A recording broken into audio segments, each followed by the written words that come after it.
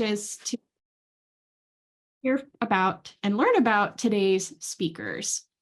So I'm now going to introduce our speakers, beginning with Nirmala Aravelis, who is Professor of Social and Cultural Studies in Education at the University of Alabama. Her teaching and research interests lie in the areas of disability studies, critical race theory, transnational feminism, sociology of education, and post-colonial studies. Aravelis uses a materialist intersectional analysis to foreground the dialectical relationships between disability and race, class, gender, and sexuality, and its brutal implications for disabled students in US public schools and disabled citizens in transnational contexts. Also with us today is Anna Hinton, who is an assistant professor of disability studies and Black literature and culture in the English department at the University of North Texas. She is also public relations director for the College Language Association, CLA, an organization founded in 1937 by a group of Black scholars and educators of English and world languages, and a member of the Committee for Persons with Disabilities for the city of Denton, Texas. She has published about disability in regard to constructions of Black motherhood, masculinity in hip hop, spaces of incarceration, reproductive justice in literature, and African and Afro-diasporic spiritual practice as technology. She is a disabled queer mama Black feminist who loves music, loves dance, loves the moon, loves the spirit, loves love and food and roundness, loves struggle, loves the folk, and striving to, loves herself regardless. Also speaking is Crystal Yin Lee, an assistant professor of comparative world literature at California State University, Long Beach, where she teaches courses on literature and medicine, health humanities, and comics and graphic narratives.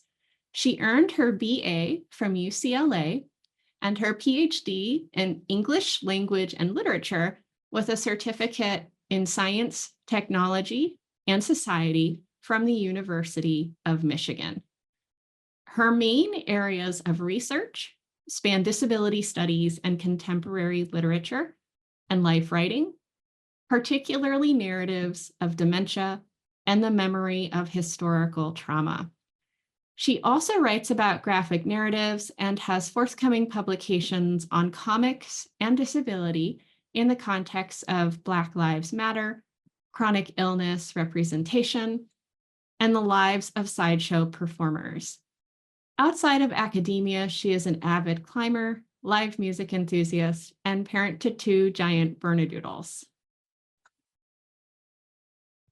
And we also have Vaishali Manivanan, who is joining us as an assistant professor and director of the Pleasantville Writing Enhanced Courses Program, Department of Writing and Cultural Studies at Pace University, Pleasantville. She is an Elam Tamil American writer, educator, and creative critical scholar with chronic pain and fatigue. Her work focuses on discourses around chronic pain and fatigue, intergenerational trauma stemming from the Tamil genocide and somaticization, Euro-Western ocular centrism, and developing a non-Western pained poetics. Her work has appeared in journals like Spark, Fourth Genre, the Journal of Multimodal Rhetorics, and Digital Health. And she recently co-edited 2 special issues on care work and writing during COVID for the Journal of Multimodal Rhetorics. She holds a PhD in communication, information, and media from Rutgers University and an MFA in fiction writing from Columbia University. So hopefully we can give a round of applause for our speakers today. So I am now going to hand the baton over to David Edelman. the way that we are structuring today's conversation is beginning by asking each of our panelists questions for response. And then we will pause and shift the conversation to those of you who are joining the webinar and see what questions you have as well. So David, if you wouldn't mind, I can leave the slide on the screen as well so that it's visible with the question for everyone. Thank you very much, Remy, and it is a pleasure to be here with you all. So our first question addresses the question of Crip time directly. And so collectively, we invite the panel to think about the practice of Crip time in your work, for example, activism, scholarship, creative work, teaching, or community care. What are some ways of thinking about Crip time that have guided your collective practices? And thank you very much.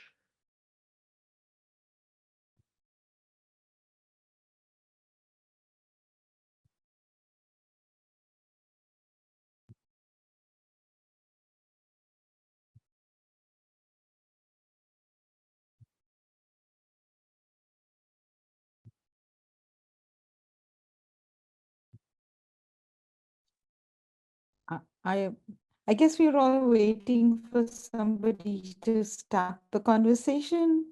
And I was the most nervous about wanting to start this, but I will.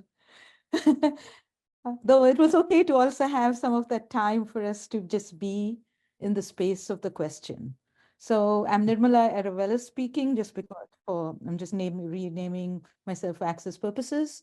And I think for me, Crip time, I would not have identified as a disabled person maybe say 10 years ago, but at this point in my life, I can say that I feel that I am now in the space where I have got to understand Crip time in more intimate ways, both for myself, but also for the students that I teach. And one of the things about Crip time is I wanted to speak it out here was that I want to also define it as not something, but this is where the intersectional argument becomes very particular, that when we think of Crip time, it doesn't necessarily have to associate only with body minds that identify in some ways with disability. Crip time also impacts a lot of body minds that are considered in many ways not fitting the dominant paradigm of productive citizen. And this is where it has in some ways these kinds of implications in the context of race, gender, age, gender identities, and then also sexual identities, so that it moves across, and definitely most critically class. And it moves across those kinds of parameters in ways that should make us really sit and think about the concept of what we've constituted as productive, successful, creative citizens. So this has been the kind of definition of Crip time that I will argue now shapes my scholarship, in some ways my activism, but a lot of times also in my teaching, because as a faculty member in a university which is a state university, so we don't have any kinds of like a majority of my students are first generation and what you would call non-traditional students, many of them who come from spaces that are not highly, quote unquote, like places where they've been well trained to succeed in the kind of, and the academy that values so much of, which is so very elitist in a lot of ways. Crip time, like this notion that when Ellen Samuels had like constituted a long time ago, and when I started thinking about it, it applies so powerfully to my students and to myself in the ways we negotiate and we find ways to value ourselves, notwithstanding the kinds of demands that the academy requires us to perform. It's how many publications do you have?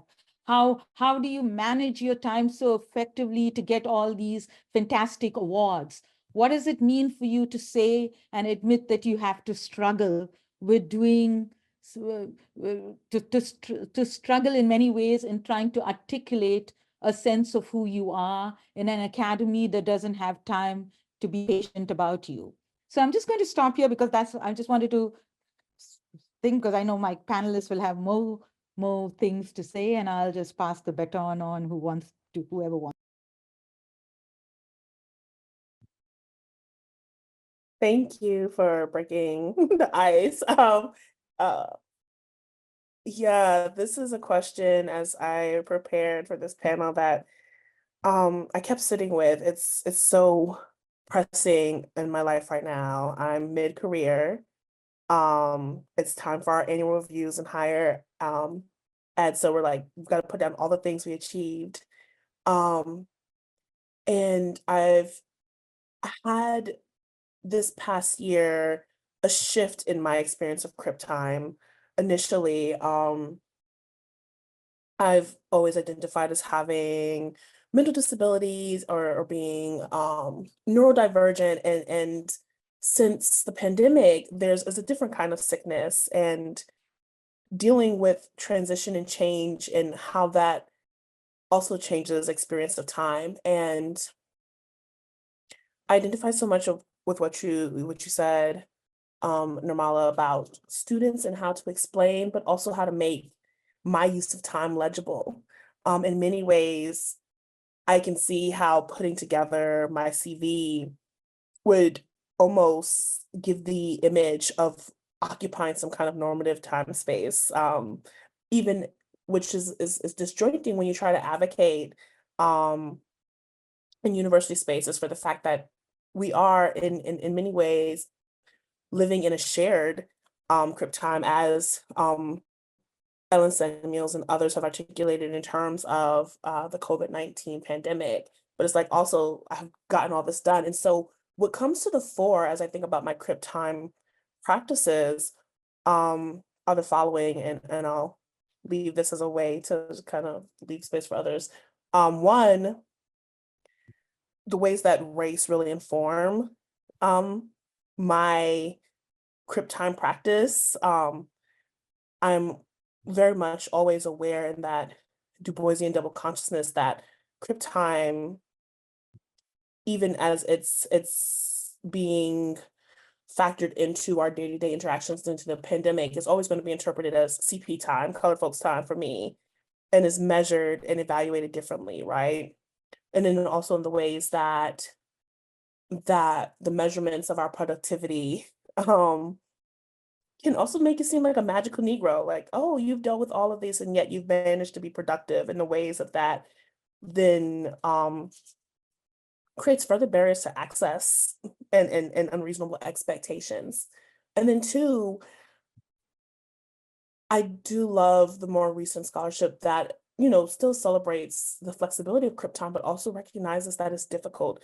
Often I don't feel like Crip time is something that I practice, but it's something that is imposed on me by my body mind as it interacts and butts against expectations and within the institutions that we're in. So being very self-aware of those factors when I'm able to, because part of working and practicing in Crip time is also, depending on how you experience your body, mind, and spirit, not being aware of your relationship to time till it's too late. And so that practice of becoming aware. And so just to start that off and throw that out there. I can really relate to a lot of things that you're saying, Anna. So thank you for saying that. So I think about this, and I've been thinking about it since I got hired, almost like around 3 years ago. So I'm also junior faculty, and so I've sort of approached thinking about my writing from like at once like, oh my gosh, I have this job now and I have to produce, right? And so when Anna, you mentioned like the CV really shows like this sort of, or would present a kind of like normative time, right? Like, oh, look, because on paper, like I'm actually look quite productive, right? And it tells a very different story of how I actually feel, or how I like the truth of what was behind that, right? I mean, like I started during the pandemic on Zoom, and my mental health was just in a state that was very non-productive in like the academic sense. So I do also feel like this kind of disjointness between how I present myself as an academic and as a professional to my colleagues, and then how I feel internally. And that has always led to this sort of like a feeling of guilt or feeling bad. And I think that for me, like a lot of Crip time has been, yes, like this enjoyment of like listening to my body, mind, and what it can't do and what it doesn't want to do right now, but also like working through not feeling bad about it. And I think that's something that kind of inspired me this semester was I was um, going through something by a composer activist named Jerome Ellis. I don't know if anyone's familiar with that, but he does these really, really interesting like music compositions with working through like the temporality and the aesthetics of like the stutter, and thinking about like pauses in music as really productive spaces for thinking about like healing intergenerational trauma, or thinking about history, or you know, moments for like really productive thinking. And so I was thinking, I started to think about that in relationship to like my relationship to Crip time, and how I could think of like these times of not doing anything, not as necessarily like nothing, like Crip time as pauses in music, which like they aren't empty and productive and bad and that I should feel guilty about, but really necessary for like the song of my life to continue, right? That like taking time for yourself and not needing to write, or not feeling like you have to write as this time where you're losing time, but in which it's like it's just part of the score that you know you need to continue. And so what actually ended up giving me the energy to write was actually straying away from like my primary writing projects and like what I was like trained to do in my PhD, and what I kind of felt bound to, right? Like to keep progressing with this scholarly identity. I actually, and that actually caused like kind of a big identity, like academic identity crisis for me. But like you know, I started just leaned into that. Like I don't feel good about this. And just giving myself time to not write, and to write on things that weren't necessarily related to my primary fields, ended up giving me like energy to then do the work that I had to, but really kind of just following my joy and like writing about things that I was just reading personally during the pandemic that were kind of keeping me alive, was then what really helped. So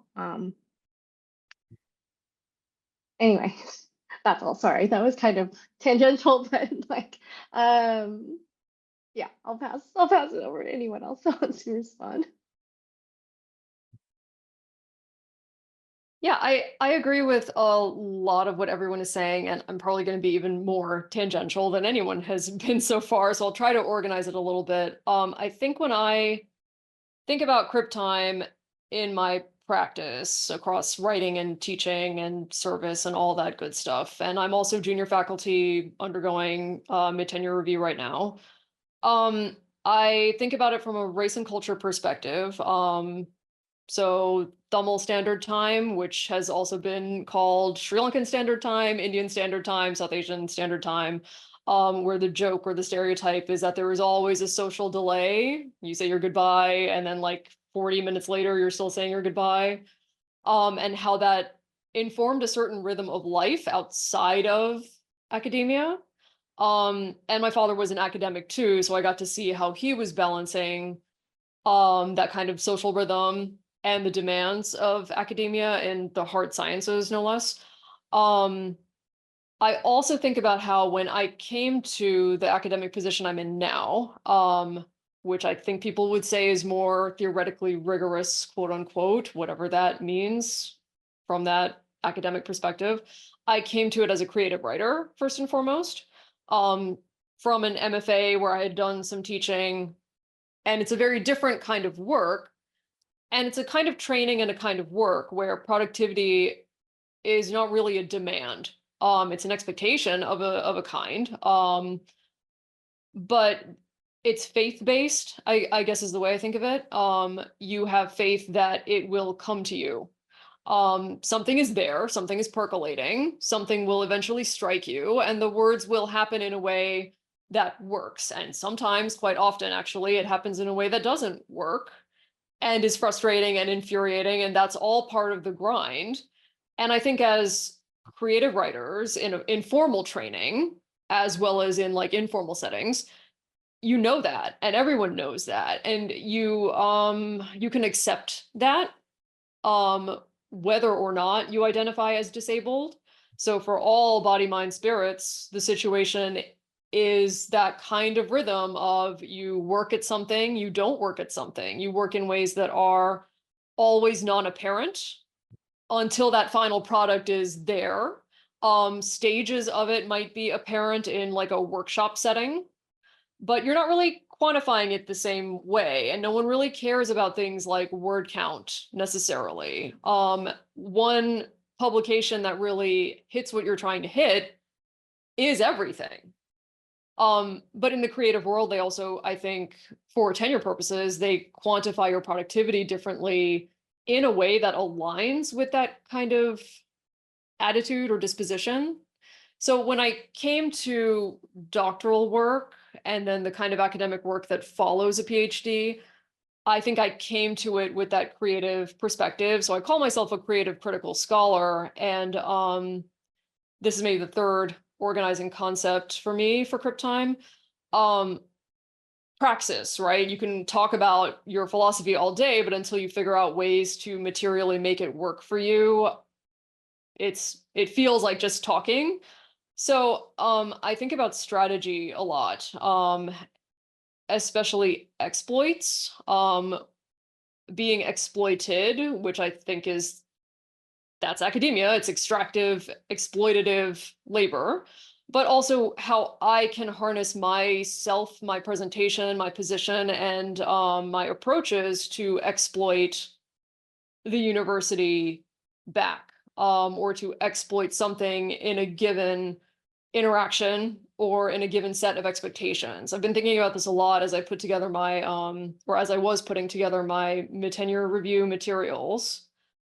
How can I do this in a way that, going to try and piggyback off of what I remember people saying, that does illustrate the things that aren't apparent, the work that's in progress that doesn't usually count for anything, the stuff that we can't usually measure because it's not usually made visible, where we make the arguments for what counts, and the ways that I can make those arguments for what counts as part of the arc of my visible, quantifiable labor, I guess.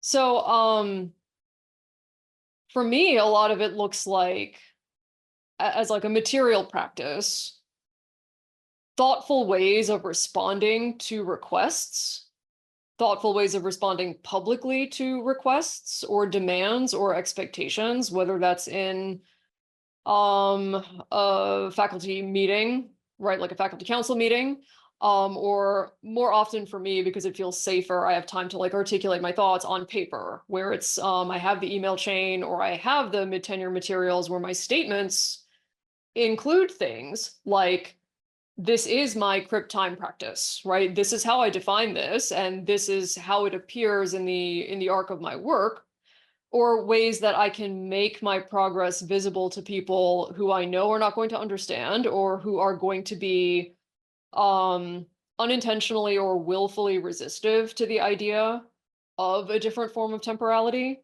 whether that is steeped in like a body-minded disability of some kind, or whether that's steeped in trauma, or the condition of living under perpetual racist microaggressions or ableist microaggressions, which might include things like blogging or microblogging, where it's like, here's the date where I was doing this drafting. Here is the public collaborative writing that was going on that turned into the paper later. So if people want, quote, evidence, then one of my practices might be to inundate them with evidence. And for me, that doesn't feel like extra time or work, because as someone with chronic pain and fatigue and brain fog frequently, I'm used to forgetting everything. So if I don't already record it for myself, I lose it. And so if I'm making public something I'm already doing, it looks like more work to people who don't get it. To me, it's the same amount of work. So I guess those sorts of, like, how do I enact the ways I'm thinking about all of these things, whether it's cultural approaches to time, disabled Crip approaches to time, or exploiting the people who would exploit me, I guess. I don't think that was a complete sentence. I'll stop there. Those are, I guess, my preliminary thoughts. So once again, thank you, all of you, for giving such evocative responses. The first questions can often be terrifying and anxiety producing. So again, thank you very much. Each of you touched on aspects that we will continue to see crop up throughout the questions, namely issues of what Crip time is, who gets to claim Crip time, how it is used institutionally and culturally, and thinking about it both to use Vaishali's terms as something that is exploitative and that we can exploit. Having said that, I think that we can easily transition, because all of you have pretty much touched on this before, but I think it's important to highlight our next question. What does it mean for you all to write or compose criply or neurodivergently or with or through intergenerational trauma? How does that shift across body, minds, and space and time?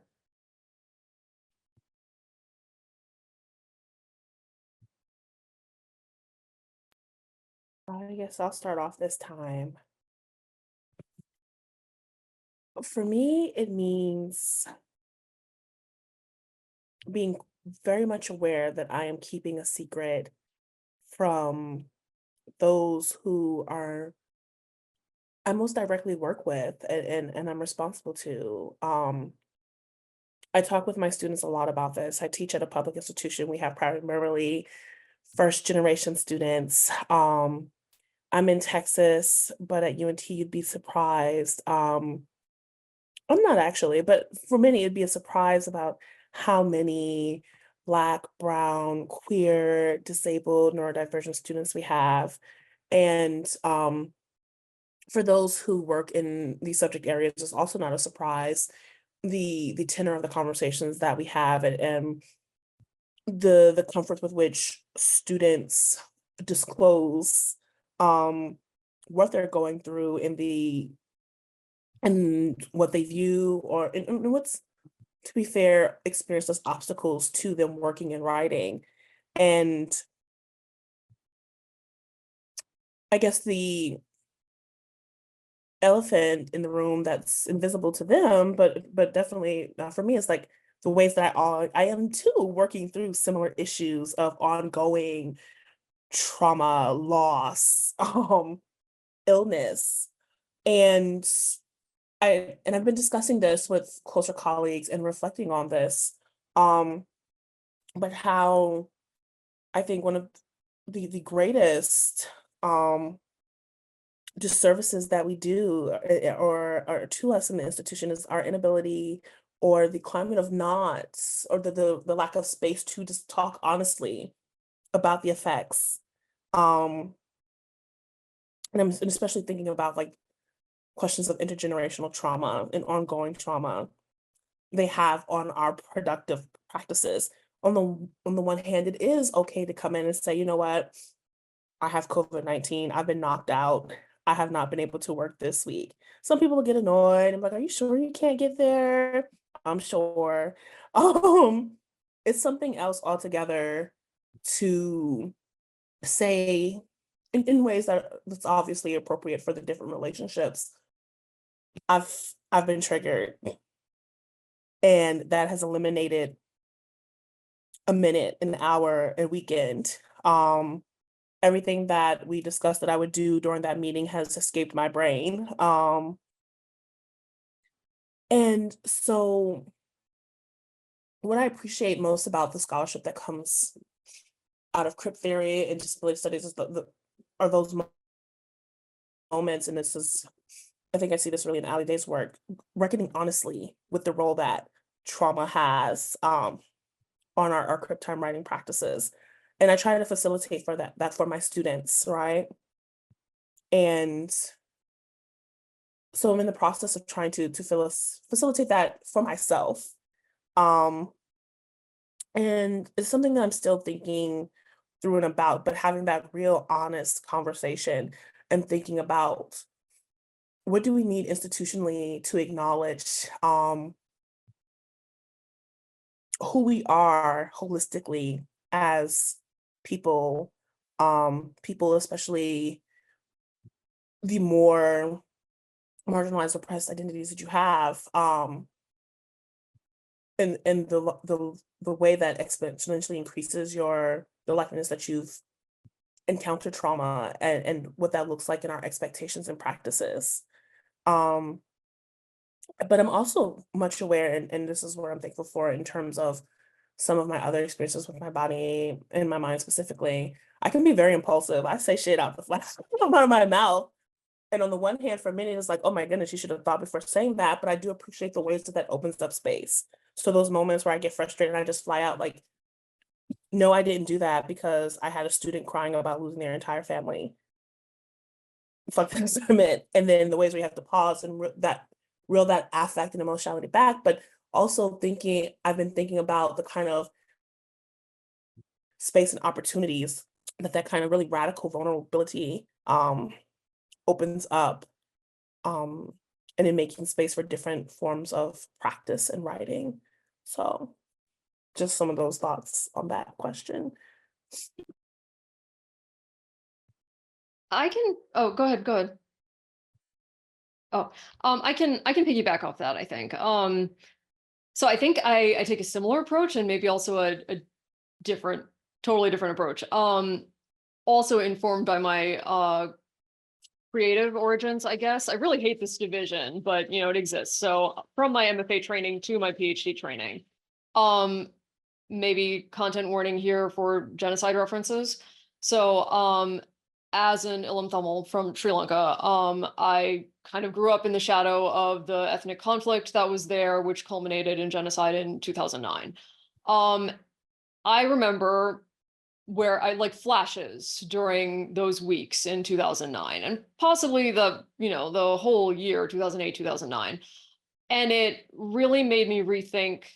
I was an adjunct at the time. It made me rethink teaching or university administration. So from the top down to me, how I was interacting with my students, because I have never been so filterless, especially at that time, in the classroom. And it made me think a lot about the kinds of writing that I was doing and why I was doing that writing. So I was functioning as a creative writer, quote unquote, and independent scholar. And the kinds of scholarship I was writing was, I guess, what we would call conventional, traditional, 12-point font, Times New Roman, 1-inch margins, no white space, right? Like headings or subheadings if needed. Voiceless, right? That kind of sanitized of any bodily presence. And it was already so different from the kinds of work that I did creatively, where the body is always there. And that the body is the instrument, the mind is the instrument, the spirit is present. And it stopped making sense to me, that divide. And then I think I actually credit Remy a lot with beginning to crystallize my philosophy, because I think it was at a computers and writing conference we talked about disclosure. And since so much of my work was already centering on my own conditions as an autoethnographer and creative writer, what the hell, right? Like, they're going to know anyway. So I just started disclosing left and right up front, didn't matter, no explanation. If people wanted, they could ask. People can look it up, like their Google exists. And it also freed me up to write differently, not just in terms of content, but in terms of how I was presenting that content. And when I think about composing cripply or neurodivergently or with trauma, it's sort of expected in or accepted in creative spaces that fragments and trauma go hand in hand. The way that we live a fractured life, and the same is true of multiple kinds of disabilities. You put the two things together and everything's this kind of blurry, fragmented, chaotic mess. Mostly or at times. And you just sort of, you live it, right? You accept it, you live it, you work in it. And it just became so much easier to not have to fight to make that chaos look like something that was comprehensible to people who never understood that chaos is in order as well. So I had been writing lyric as a creative nonfiction writer. I just transposed lyric into my critical work.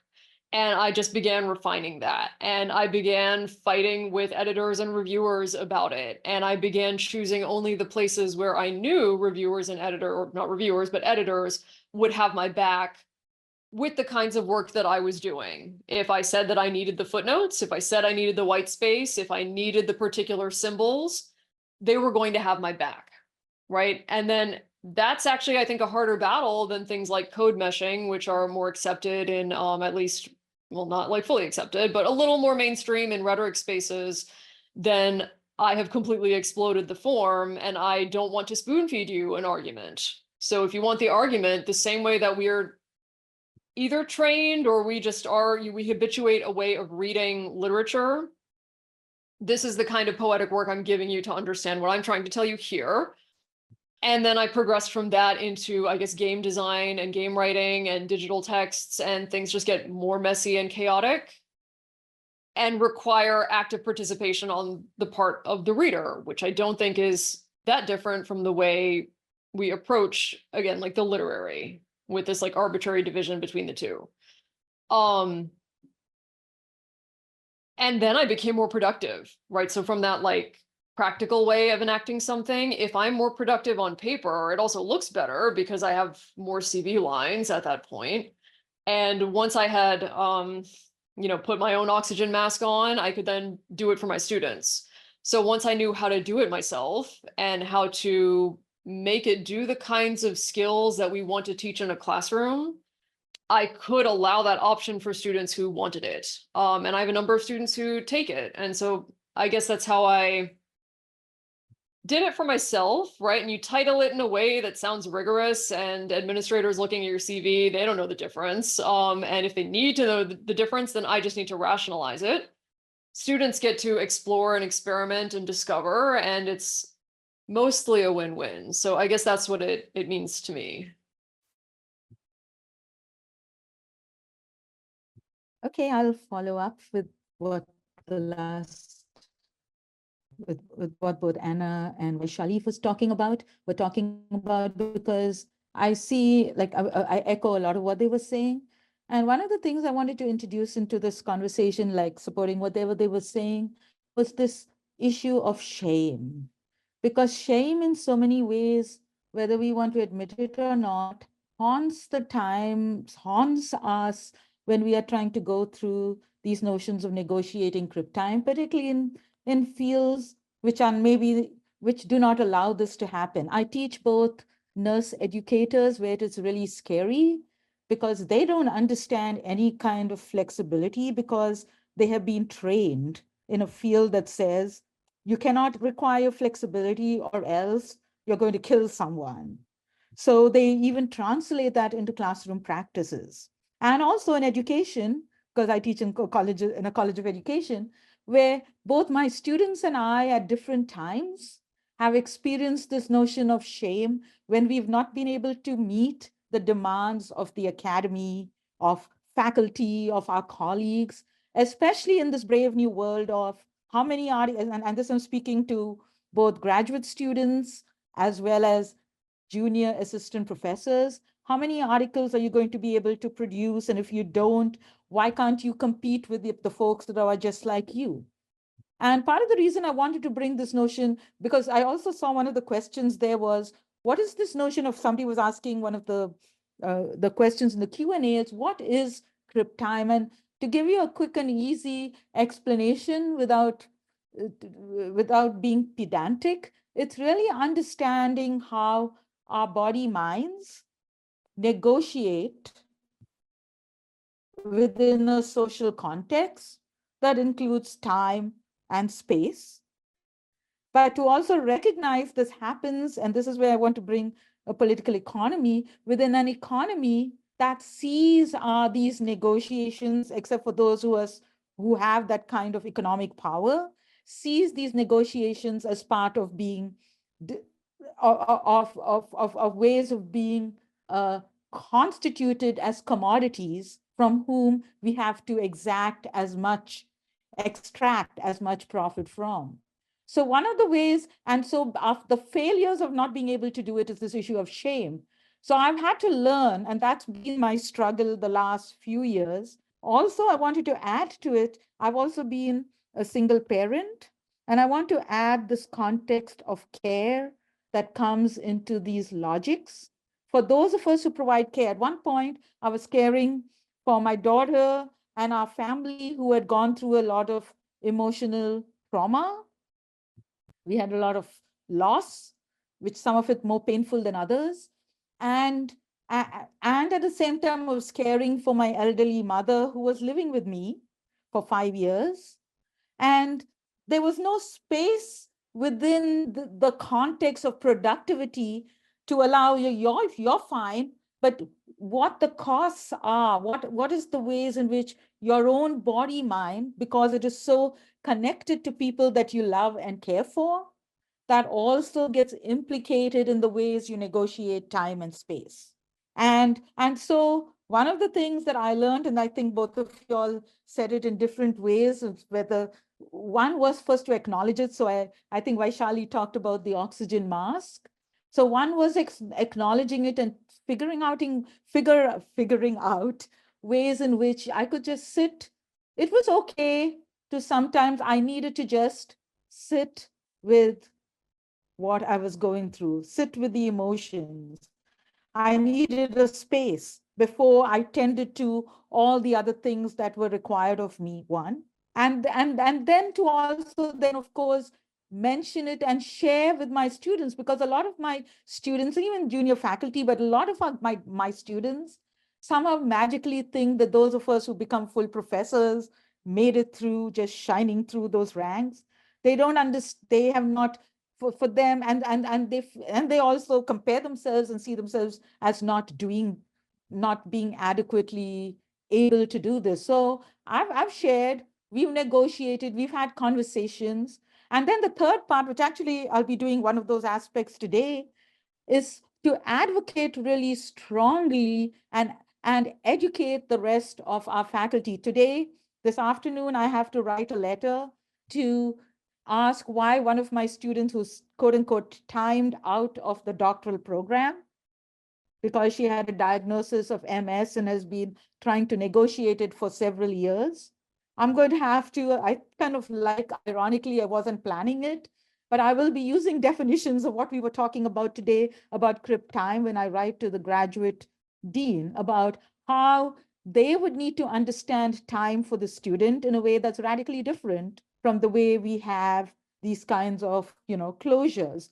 So it means that we have, and to be able to write about it without having to also sound apologetic or to kind of reproduce notions of shame that are so, we've learned it's so naturalized sometimes for us that I have to stop myself, that even though I've been doing this work for so many years, it seems sometimes so natural that our first instinct is to fall into shame and apology rather than to move into a space of education and advocacy, which is a very different kind of space. So.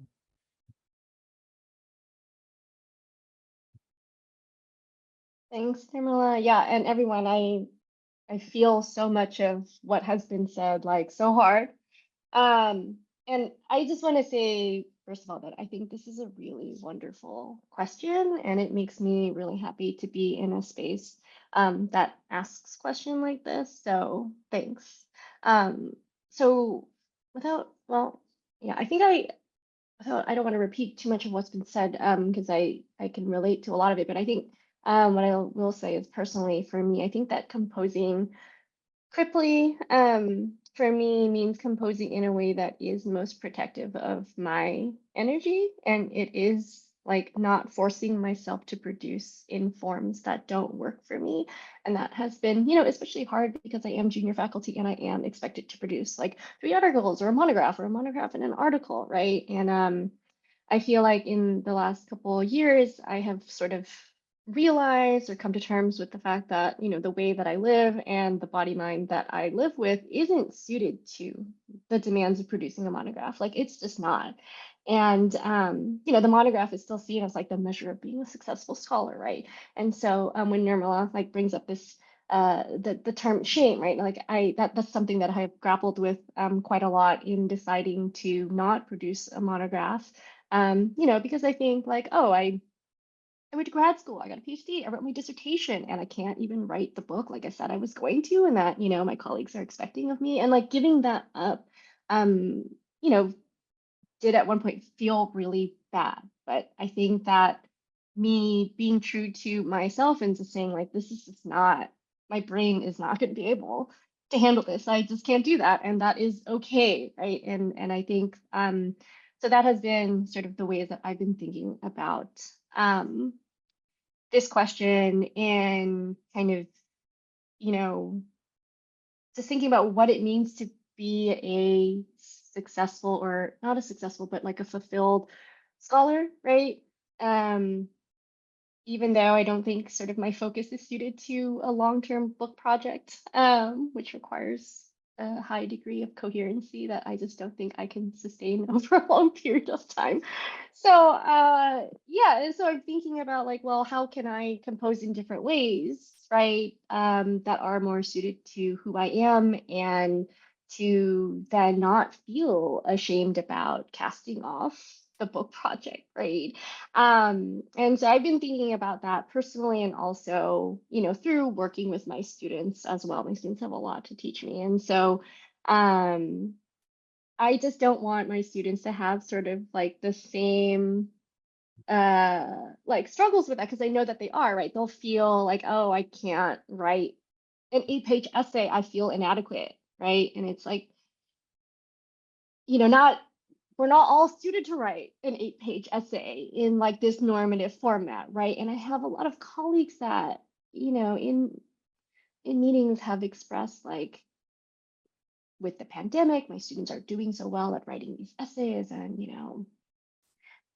we get into these sort of conversations about like, well, like, have you ever thought about changing your assignments, right, to make them more accessible for students? Since you are having students that aren't like performing like focus in these kind of ways that you're used to pre-pandemic, right? And so I really try to then in my classes think through like, how can I do away with conventional essays that I grew up doing, or pop quizzes and exams, like these normative measures of so-called mastery that I think have instilled a lot of unhelpful things in me, like growing up as a student and as a graduate student that I still carry with me and that I've been trying to cast off and shed. And so I'm really trying to encourage my students to interrogate these forms of assessment, right? And I try not to have them in my class, or I ask them to be sort of hypercritical of them in my class. And so we're thinking about different sorts of assignments and creative activities. And I just want them, just as I would want myself to question sort of what is a proper way to communicate something or in an acceptable form, right? Does it look like an essay? Does it look like a monograph? Yeah, so I think that also dovetails a bit into the next question about producing a thing. So I'll just leave that there. No, excellent. Thank you all again. And you took the words right out of my mouth. You're the excellent linchpin to this. So, and this will be our last sort of scripted question, and then we can transition into a broader discussion because I've seen some questions come up in the chat. But on that sort of lovely preface that Crystal just gave us, the last question we have is, how might we think about Crip time in ways that resist narratives of overcoming and or narratives of producing a thing, whether that means more traditional scholarly research and production, or whether that means within a larger calculus of making and doing on Crip time?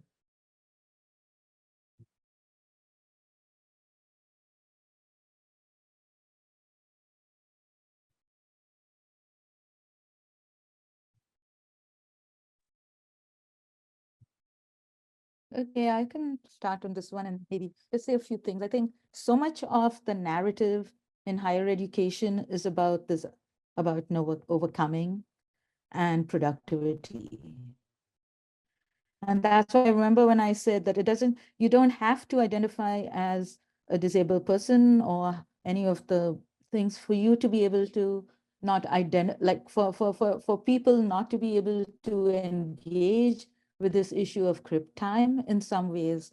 I have, because my daughter also went to a Title I school, meaning a school where majority of the students have a free and reduced lunch.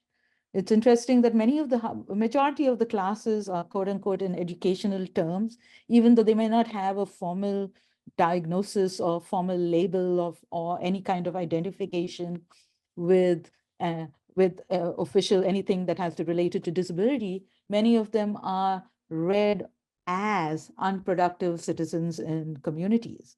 But we don't read about they don't score high, quote unquote, high on the test. Many of them don't make it to college, and many of them don't actually play out in these narratives, are not even able to participate in this kind of critical discussion that we're having. So I wanted to name that as a critical space, because we don't read the narratives of, remember I mentioned being a single parent, we don't read narratives of particular kinds of labor that both young people and adults who come from working class backgrounds, who are in particular kinds of gendered roles, in certain ways in which we are supposed to shed all our quote unquote baggage before we make it to do school, whether school is K-12 settings or higher educational settings. So one of the understandings that we would really need to do in all kinds of our work is to really challenge narratives that render these kinds of labors invisible.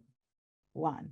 Two, to be able to have a conversation of, once we make them visible, to also make an argument about how, in many ways, we can reconfigure this notion of what it means to be, and I'm putting that in quotes, because that's another language that's used, successful within context. That part of the shame comes from being always regarded as not being able to, but then there are also real material repercussions. And that's one of the things I want us to recognize.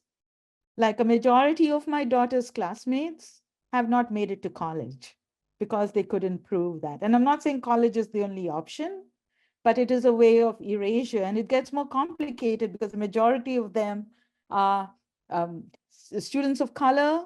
Many of them, because of not being able to make it, have been labeled bad students.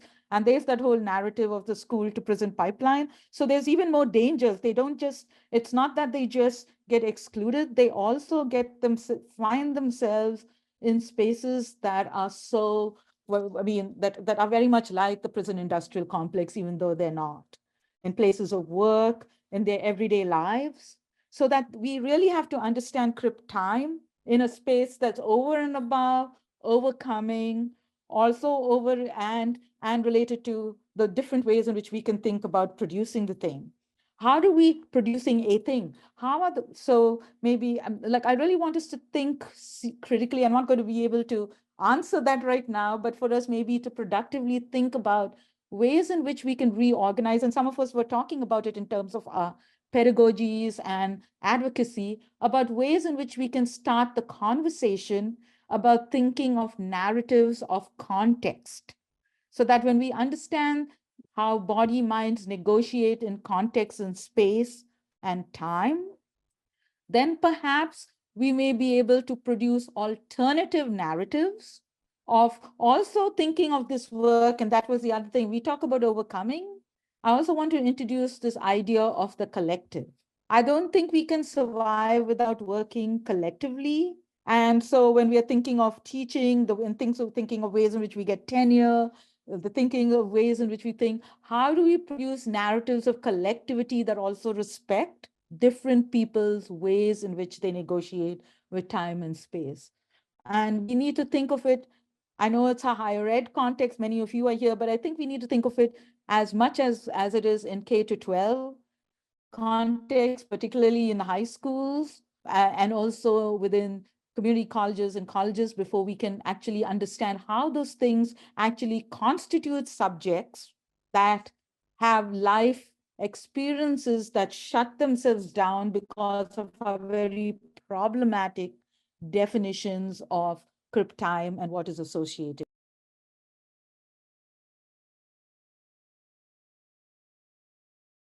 Thank you so much for that, Nirmala. Oh my gosh. What you shared is so meaningful. I thought it was just important to state that and think about our priorities and then the work that we do. And also in the ways that it's important to bring those narratives in, because that is how we disrupt those narratives of overcoming. So as by way of connection, I was that student in those Title I schools that have been divested from, and because of the particularities of my body, mind, spirit was almost written off, and for a constellation of factors that I don't even fully comprehend, as much as I try to have been plucked out of that timeline. And I'm here where I am today. But the ways that I intentionally try to, and sometimes unintentionally, because like I said, I go off at the mouth. Sometimes I don't, and that's just part of it. Disrupt that narrative of reckoning with where I am today, with where I know I could have been, or where so many people are, is by, and I love that you used this term, Shali, earlier in one of your responses, disclosure. To say the thing that we're often afraid to say out of shame. No, this was not by some magical, I'm not here because I somehow worked harder, or better or smarter.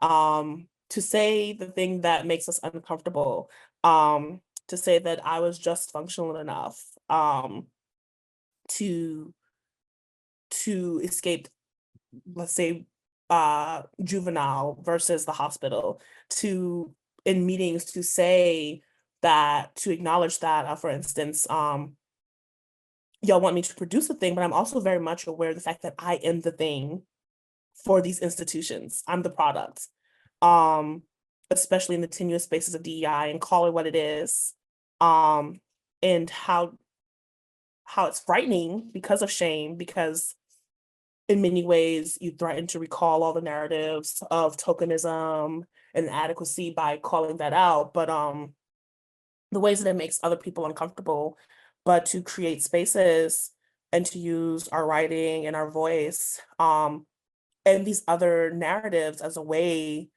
to force people to sit in that discomfort.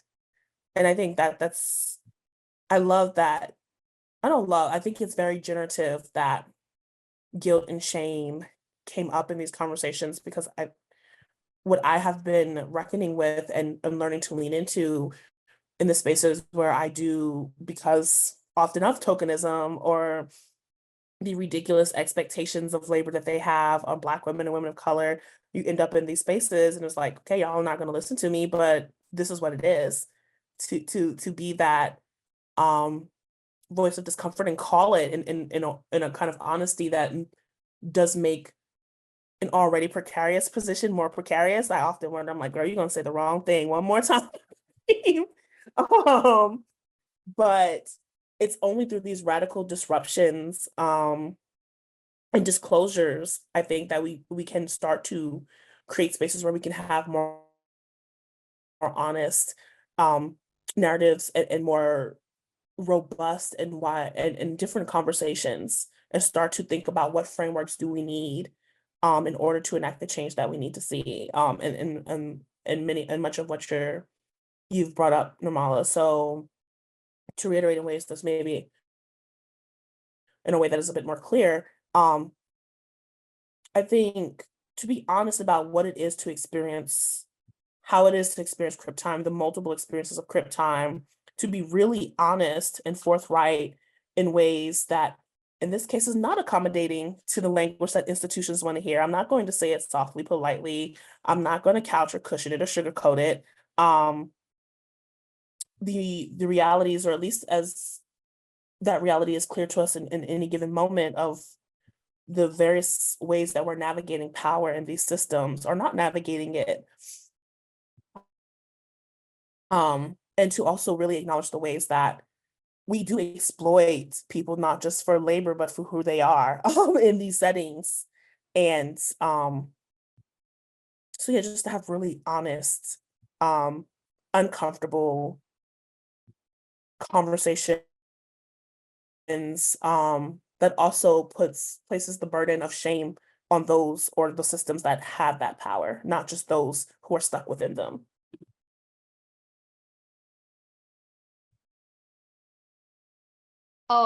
Absolutely. I was just trying to formulate something like that in my head. I think you said it beautifully, right? Putting the burden of shame on those who would shame us, or those who are placing the burden or the expectations on us. I think a lot about affect management when I think about the exploit.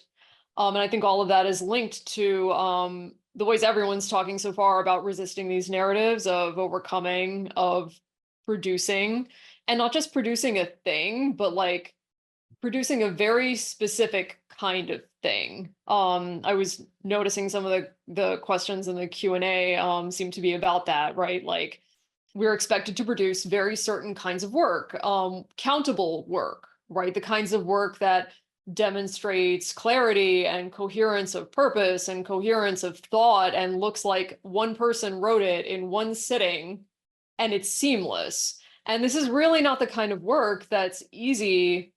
I don't think it's easy to produce anyway, but it's definitely not easy to produce when you have other disruptions or constraints, whether they're bodily, mental, cognitive, emotional, spiritual, constantly impeding your own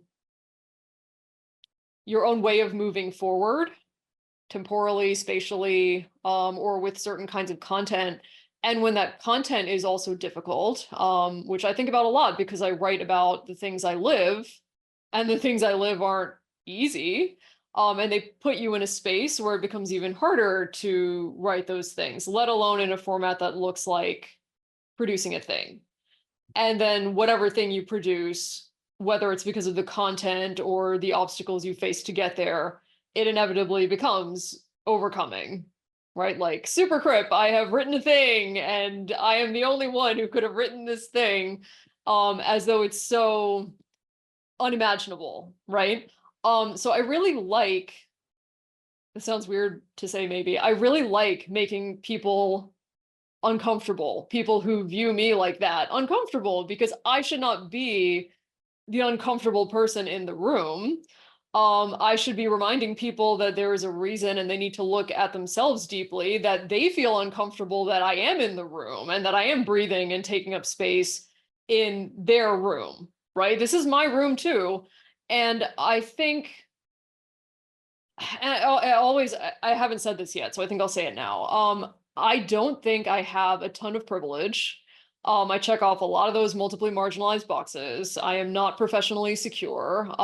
There are all kinds of reasons for that, ranging from not being able to pass as like a dominant position or identity, having a non-apparent disability that makes people assume wrong things about me, and then suddenly it appears and they're like, oh my God, what happened to you?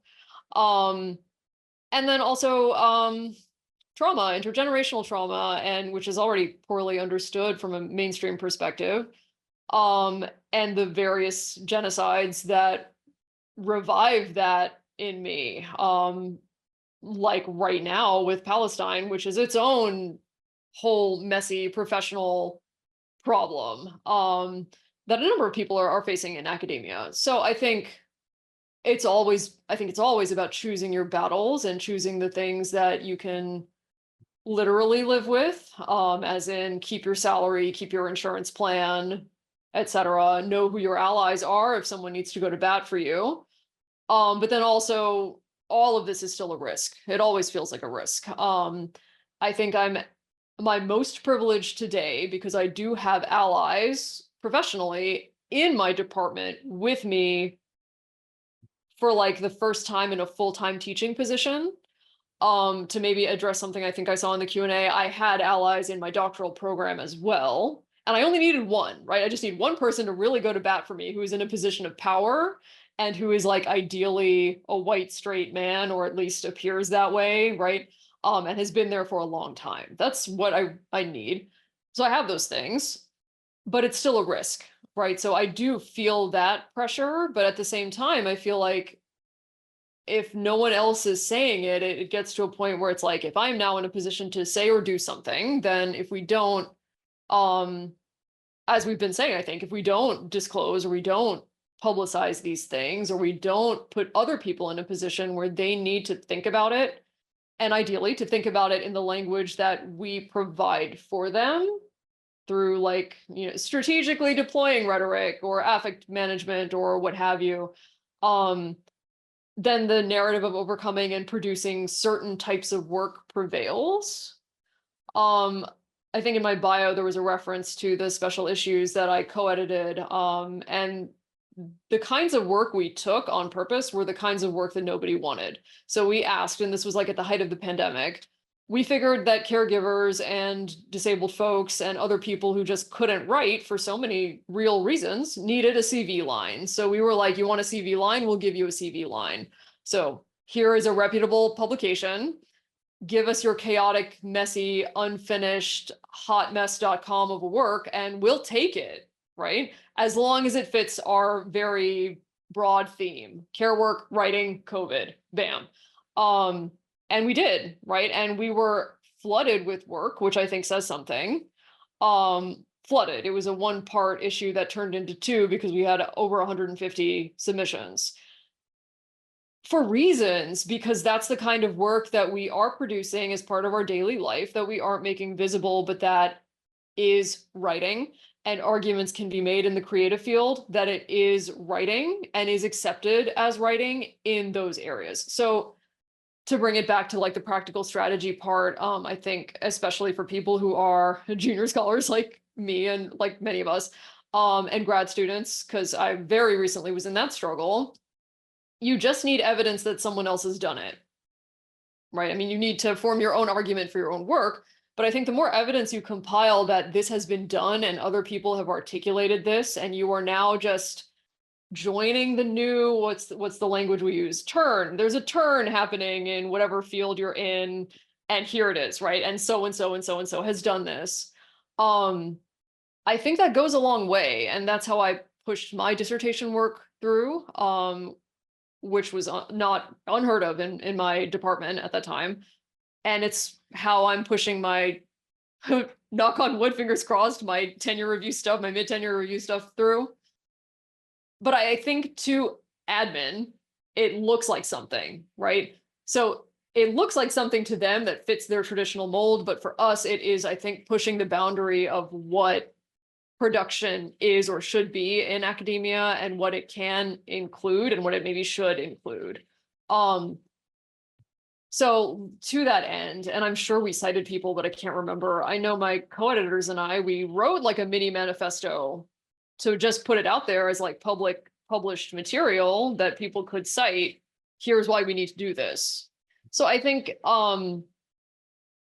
disclosing in ways that are, what's the word I want? Like create spaces, right? Just create emotional safe spaces for people to talk and think and collaborate. I think that's super important. And one half of it, and then the other half of it is making or finding the things, or doing both, that publicly declare that it exists, why it should exist, and like make space in a way that is legible to admin or, deans or chairs or whoever would resist it otherwise.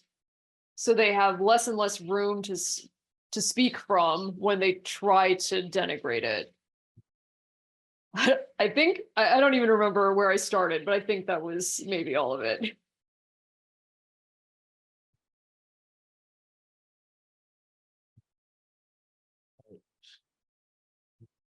So I think that is both a lovely wrap up of a lot of the things that we have been discussing thus far. And we also have a variety of questions, some of which have already been touched upon and answered in the Q&A.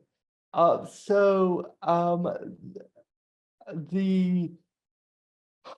just apologies, I'm just reading through as they have popped up. And so the functional way to begin, not to use the language of productivity, is that I think we might speak a little bit more about, because there have been multiple questions about how to find support as a grad student and as an early career faculty member. And so I am just curious if anyone would like to expand on those thoughts at all, or propose another space to move into. This has been a very vivifying conversation, and I just want to thank you again.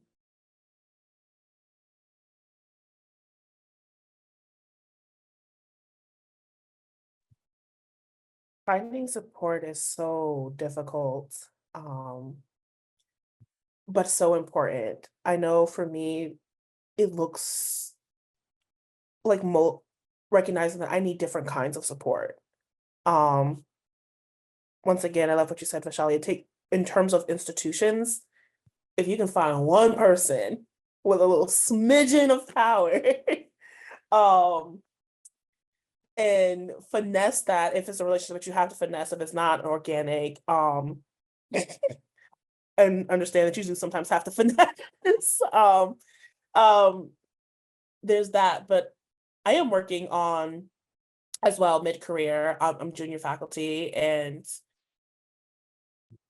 what's interesting about the kind of work that I do, that we do in these spaces, in many ways, and this has been said before, it's nothing new, we're both hypervisible and invisible. Hypervisible in ways, like I said, in many ways I recognize that I am the product, like, ooh, very much calling for not, ooh, look, it's a Negro in the classroom, right? We've done our work, but invisible in the sense that there's no true curiosity or engagement in the kind of work that we're doing. So I love that kind of I almost want to say guerrilla publishing project that you put on, right? Like, we know we need a line, and they're not going to come read this because power and an angering disinterest in the very necessary work that we do, right? And psychically, it can be really demoralizing to be both hypervisible in that sense, but also very much invisible. And so finding networks outside.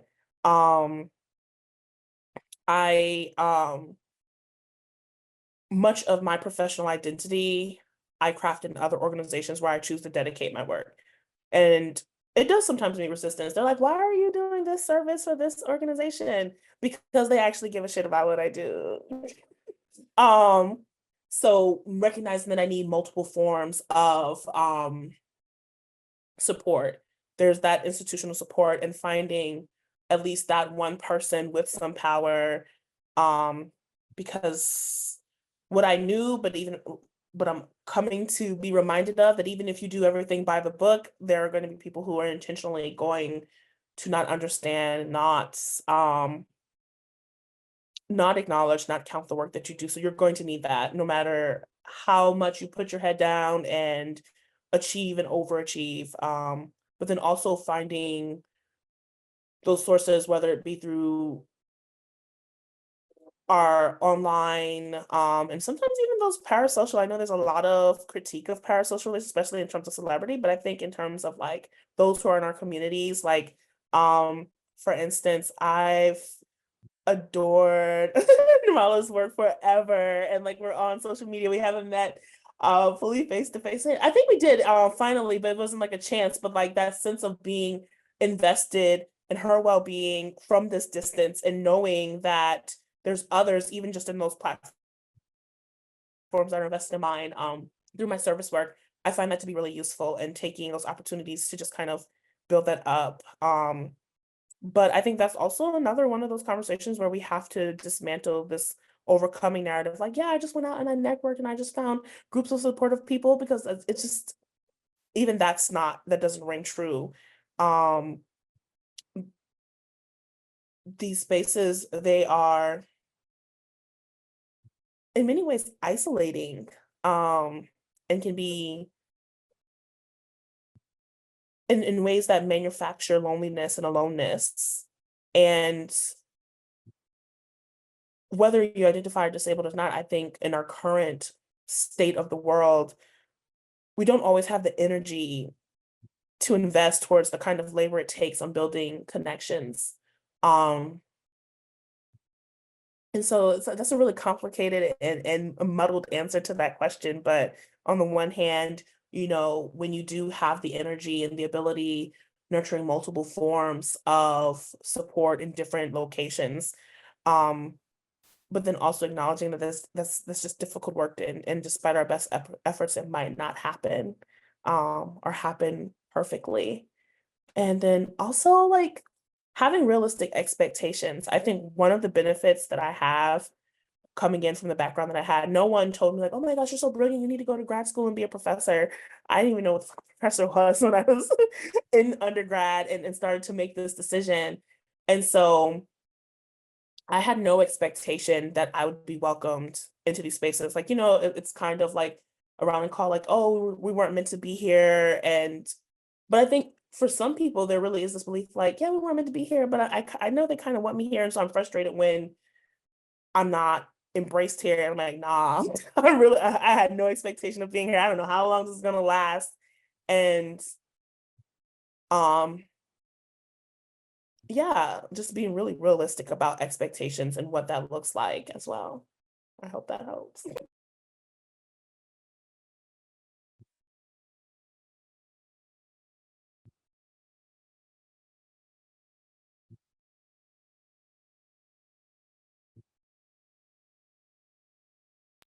I was just going to add to that. I mean, not add to it, like I really appreciated everyone on this panel was saying or some of these things that like laughing, like, but that's why I also call it collective. Like I've already put notes in my head about what's going to be in that letter I'm going to be writing this afternoon to support a student. But the other thing that we really, so yes, like finding the allies, that's the hardest one. And I think maybe trying to, like, I would always say for everyone to find your allies. So that's the one thing. But the second, and then also like how y'all named it the guerrilla kind of way of getting people to be part of the discourse. But also this is something now for our field and for academia that I think we should also resist, and I'm going to put this here, this kind of like celebrity status within our field. I think we need to understand that we need to spend a lot of our time, especially those of us who made it. So maybe I'm speaking to myself as one of the senior faculty in this context, to spend a lot of time opening up spaces so that it is like, so that we can actually show some of the collective work that is done in the field. Like I think I've now made it a point that in any syllabi that I use that deals with disability, I always want to engage new scholars' work in there as required reading, because then they get cited and citational practices help. But I think we also need to find ways to connect our work with and bring people into these spaces, because one of the ways to work with Crip Time is to work as collectives. But so much, as we've been saying it all along, so much of academia requires, like even the dissertation has, like, can't imagine the dissertation has to be individual work. You will not get tenure in our field. We have to put the percentage of contribution if you write a collective article. I mean, it's ridiculous, like it's absolutely ridiculous. So I've just opted, like if I'm writing with a junior scholar, I'm like, put me second, it doesn't matter where, we're not going to negotiate. Let's see what it's going to do with somebody in some space. So I think there are ways in which we need to be creative. And that's why I also love the journal. If you're the editor of a journal, figure out ways to get people's work that challenges the dominant things, you know. These are the kinds of strategies that I think we also have to help our graduate students not get socialized into these narratives and to be creative about doing these things. So we may need more sessions like this. We may need more training. Whenever they do training for young professors, they're very much giving you the language of anti-Crip time, and that we definitely need alternative kinds of trainings so that we can offer different ways, because you also want your colleagues to, I want all of you to be part of the academy so that we can transform it. If you're not there, we also are not going to be there. So to find the ways in which we can do it in ways that we can stay in those spaces. And I also wanted to say, sometimes trying all these things doesn't always become successful. I work really hard sometimes and I could fail. There's also that we've talked a lot about the art of failure. What failure means is, in this context, it opened a space. It's going to probably open a space, and we have to come back, reconstruct, and figure out an alternative, more effective, when I say effective, in a different way to do it. I'll just add really briefly, you know, since we're talking about finding support, that out of all of the fields and subfields that I've been a part of, the disability studies community like has always been the most open and like generous. And you know, it has like it's been hard for me to find support at, you know, my own institution at times, you know, because the conventional answer would be like seek support from like your chair or your, you know, your dean, blah, blah, blah, but that's not, you know, you're not always going to find support there. But, you know, I reached out to someone who I had met at like my first disability studies conference, like over a decade ago, you know, and this person wrote back, and now we're working together on an edited collection, you know, and it's just like, this person also welcomed me to the conference when I was just a tiny little baby DS scholar, like so long ago, right? And so that just really, I don't know, spoke really loudly to just how thankful I am to be within this space. And so, you know, should you be seeking support, don't hesitate to reach out to anyone, you know, even if you might find them intimidating, which is something, you know, Nirmala mentioned, like a needing to just kind of push back against this like superstar status in our field, right? It's like we're all human beings and we all, you know, have everyone's like best interest in mind. And I also really appreciated what Anna said about it is hard work to network, and it is really challenging, and especially like it's just it's hard for me because I'm like an incredibly anxious person as well, and I like don't find that to be like natural, and so just like but just know like if you do choose to reach out, like it will be returned, and I'm really confident that like this is one of the most supportive spaces out there in academia, for which I am so grateful for. So thank you all. This is Remy speaking, and I'm so sorry to interject in this just amazing, capacious conversation. I want to be mindful of your time, and we are now at 1:32, and so I just want to thank our speakers for their generosity, for taking the time to share and think through all of these really important questions with us. And apologies to those who we had such a wide-ranging discussion in the comments and the questions. So I know we didn't get to everything. But Crystal, Nirmala, Anna, and Vi, if you haven't seen the Q&A, I just encourage you to take a look there.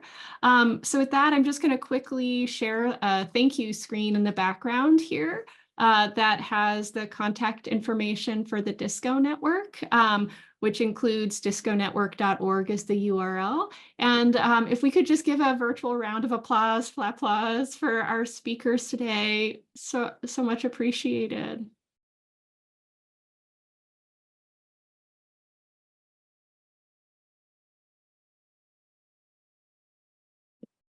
And I'm going to pause our screen share. And then I believe, Giselle, you might be the person who is able to stop our recording.